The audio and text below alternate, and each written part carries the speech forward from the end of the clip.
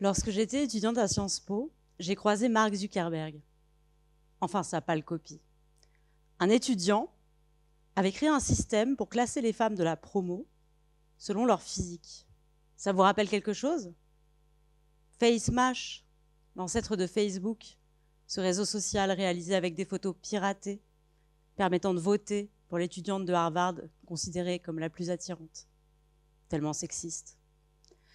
Je me souviens qu'à l'époque, tandis que nos profs nous rabâchaient leurs cours sur la ruée vers les réseaux sociaux, le web 2.0, l'influence, les étudiants masculins se rêvaient déjà en futurs rois de la Silicon Valley, alors que nous, les femmes, nous nous sentions toutes mal, salies et humiliées.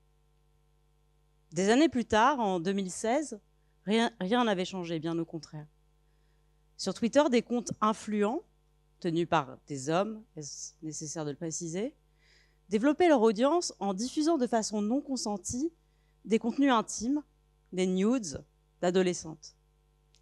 La plus jeune des victimes avait 13 ans, vous imaginez? Avec d'autres femmes, nous nous sommes organisées pour signaler massivement ces contenus sur les réseaux sociaux. Mais voyant que cela ne trouvait pas d'écho auprès de Twitter, que ces contenus restaient en ligne alors qu'ils figuraient des mineurs, nous avons décidé qu'il fallait lancer l'alerte et avons initié une campagne relayée par des milliers de voix. Nous avons fondé Féministes contre le cyberharcèlement. Cela nous a permis d'être reçus par la directrice des affaires publiques de Twitter France. S'est-elle émue d'apprendre que des contenus liés à de l'exploitation sexuelle de mineurs restaient en ligne sur Twitter? Pas vraiment, non. Elle a brandi le joker de la liberté d'expression. Mais quand je lui ai dit « je ne comprends pas, ça veut dire que vous préférez garder en ligne des contenus pédocriminels de peur de déroger à la liberté d'expression ?» Là, elle a pâli et s'est mise à bredouiller que Twitter prenait la question très au sérieux, travaillait même avec Interpol sur le sujet. Oui, enfin, pas assez au sérieux pour faire supprimer ces contenus, en tout cas. Vous savez, à l'origine, Internet était censé donner une voix à toutes et tous, nous garantir des espaces sûrs où débattre, se former, s'informer. C'est une vision utopique, mais qui a fait du web un espace de liberté incroyable, où les femmes et les groupes minorés ont pu développer leur pouvoir d'agir. Ces dernières années, les femmes ont massivement utilisé les réseaux sociaux pour s'organiser, dénoncer les violences qu'elles subissent, faire entendre leur voix et produire du contenu artistique, politique, féministe. Le web est devenu une caisse de résonance des revendications féministes. Il y a eu MeToo, bien sûr, mais aussi des prises de conscience sur les violences obstétricales, sur l'endométriose et bien d'autres. Moi-même, en tant que militante féministe, j'ai utilisé l'espace numérique pour amplifier ma voix. Mais j'y ai aussi subi beaucoup de violences. Chacune de mes apparitions publiques entraîne des injures, des menaces et l'envoi intempestif de photos de pénis. Et j'ai reçu tellement de ces dick pics que je peux vous dire que certains des auteurs de ces images poussent le vice jusqu'à mettre un objet à côté pour que l'on se rende bien compte de la taille de l'engin. Une bombe de mousse à raser, un marqueur, une cigarette, c'est selon. En la matière, leur inventivité est sans limite. Le web est un espace ambivalent qui, à force d'être recomposé, accaparé, marketé par les groupes dominants, est devenu un espace hostile, un terrain de prédation humain et économique où les femmes et les groupes minorés craignent pour leur sûreté et subissent de nombreuses violences.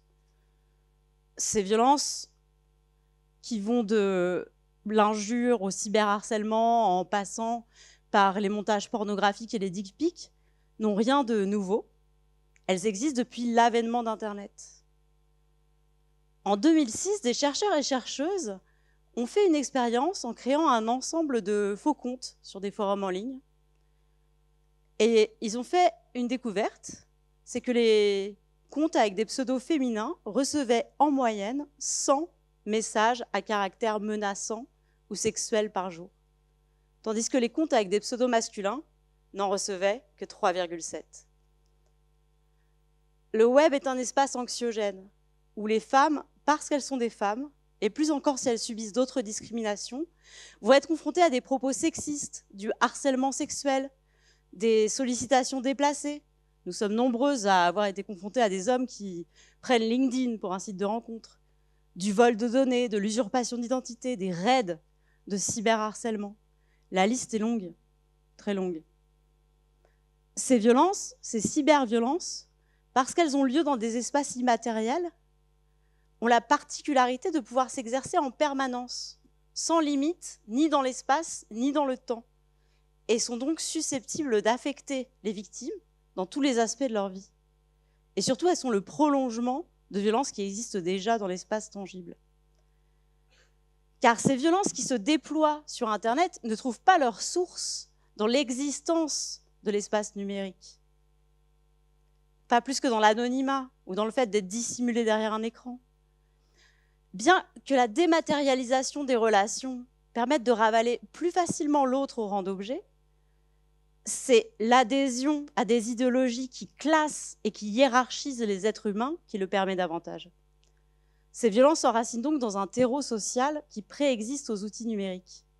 Le hors-ligne et le en-ligne s'entrelacent et viennent former un continuum de violence et de discrimination. Sexisme, racisme, validisme, homophobie, transphobie, on retrouve toutes ces oppressions sur le web. Car les technologies ne sont pas neutres. Et l'espace numérique est un miroir grossissant du monde tangible. On y retrouve encodées toutes les oppressions qui traversent nos sociétés. Et elles sont même amplifiées par les algorithmes des plateformes. Car les structures mêmes de l'espace numérique augmentent sa nocivité. Les plateformes des géants de la tech fondent leur modèle économique sur l'extraction de nos données numériques, l'addiction et le vol de notre attention, ce qui les pousse à mettre en avant des contenus toujours plus extrêmes et violents, tendant ainsi à porte-voix à celles et ceux qui diffusent la haine. Car, comme le sexe, la haine fait vendre. Et si elle est source de profit pour certains, elle prive d'autres de leur voix. Car la haine tue les voix des femmes, elle tue leur joie de vivre, elle tue leur confiance en elles, elle tue leur carrière. Et parfois, elle les tue tout court. Juliette, Céleste, Marie, Lindsay, Dina. De nombreuses filles, de nombreuses femmes ont mis fin à leur jour suite à une vague de cyberviolence. Et une victime sur 7 révèle avoir tenté de se suicider. Car ces cyberviolences ne sont pas virtuelles, elles ont des conséquences bien réelles sur notre vie, notre santé, notre présence numérique. Dans 72% des cas, elles se poursuivent dans l'espace tangible. Les responsables peuvent retrouver l'adresse de leur cible, ce qui peut donner lieu à des violences sexuelles ou physiques. Une victime de cyberharcèlement sur 3 présente tous les symptômes du stress post-traumatique. Et une victime sur 10 a perdu un emploi ou raté ses études. Et ces violences poussent les femmes hors des réseaux sociaux. Leur liberté d'expression est menacée. Leurs voix sont étouffées. Plus, encore si elles subissent d'autres discriminations, les femmes vont mettre en place des stratégies d'autocontrôle. Elles vont s'auto-censurer et s'adapter à l'espace numérique pour échapper aux violences. Prendre un pseudo masculin pour pouvoir jouer en ligne. Faire attention à ne pas trop s'exposer. Les créatrices de contenu payent cher leur créativité en commentaires haineux et sexistes. Gérer d'une main de maître leurs paramètres de confidentialité sur les réseaux. Ne rien mettre d'intime dans le cloud. Ne pas envoyer de nudes. Encore une fois, la liste est longue. Jeanne d'Arc, une géographe féministe, pas celle qui entend des voix et qui a très mal fini. Jeanne d'Arc dit que nos villes sont le patriarcat gravé dans la pierre. Eh bien, le patriarcat est encodé dans les structures qui composent Internet. Comme dans l'espace public, qui manque d'éclairage la nuit, où les femmes sont sans cesse harcelées par les hommes, les femmes ne se sentent pas les bienvenues dans l'espace numérique. Elles sont hyper vigilantes, se suradaptent à un endroit qui n'est pas pensé pour elles. Et pour cause, nous vivons dans un monde où tout est conçu pour répondre aux besoins des hommes, des médicaments jusqu'à la température dans les lieux de travail. Et les plateformes de réseaux sociaux ne dérogent pas à la règle. D'ailleurs, ils sont, dans la majorité des cas, conçus par des hommes et pour les hommes. Quel est le point commun entre Meta, Snapchat, TikTok, Pinterest et X? Ce sont les 5 réseaux sociaux les plus utilisés dans le monde. Mais surtout, ils ont tous pour PDG un homme, et des hommes particulièrement privilégiés, pour qui la sûreté des femmes et des groupes minorés reste un impensé. Les dirigeants des plateformes sociales ont longtemps invoqué la liberté d'expression pour justifier le fait de laisser en ligne des discours de haine sexistes, racistes, des appels au meurtre, au viol. À ce stade, il serait plus judicieux de parler de liberté d'oppression plutôt que de liberté d'expression. Il a fallu attendre 2013, soit 7 ans après sa création, pour que Twitter mette en place une fonctionnalité permettant de signaler des contenus illicites. Et cela n'a eu lieu qu'en raison d'une forte pression médiatique liée au raid de cyberharcèlement qui visait une militante féministe. Elle avait lancé une pétition pour que le visage de Jane Austen figure sur les billets de 10 livres, la malheureuse. Aujourd'hui, 10 ans plus tard, est-ce que les choses ont changé ? Plus personne n'utilise Facebook, enfin les moins de 50 ans. Et Twitter est devenu X. D'ailleurs, je ne pensais pas cela possible, mais depuis qu'Elon Musk est aux manettes, les choses ont même empiré. Il y a plus de cyberharcèlement. Des comptes de suprémacistes blancs et de masculinistes qui avaient été bannis ont été restaurés. Pourquoi ça n'a pas changé ? Parce que les géants de la tech n'ont aucun intérêt à ce que ça change. Ils font du profit sur le dos des victimes. Et pour maintenir le statu quo, ils dépensent plus d'argent en lobbying pour influer sur les politiques européennes que l'industrie pétrolière et l'industrie pharmaceutique. Et pourtant, ce changement que nous attendons, cette transformation sociale, elle provient de l'influence que peuvent avoir à un moment donné les voix minorées. Ces voix qui sont considérées comme déviantes parce qu'elles remettent en question les normes établies, mais qui, en changeant la norme, peuvent changer la donne et par là même le monde. Mais aujourd'hui, remettre en question les normes expose invariablement à des cyberviolences qui sont utilisées pour atteindre les personnes qui osent proposer une vision différente, plus égalitaire, plus inclusive, plus durable. C'est un cercle vicieux. Nous devons briser cette spirale infernale. Internet est ce que nous en faisons, et Internet n'existe que par nous. Ce sont nos données, nos contenus, nos propos, nos images, nos commentaires qui composent le web.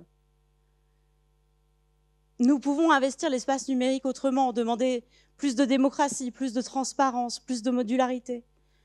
Œuvrer pour que les technologies numériques cessent de reproduire et d'amplifier des préjugés.